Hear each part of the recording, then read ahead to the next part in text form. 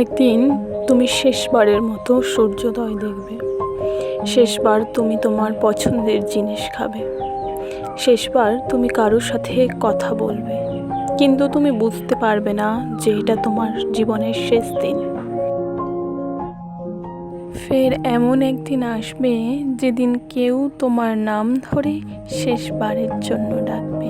তারপর এমন একদিন আসবে তোমার কথা ভেবে কারো মন খারাপ হবে না, আর তুমি অতীতের কোনো ধুলো মাখা পেজে স্মৃতি হয়ে থেকে যাবে।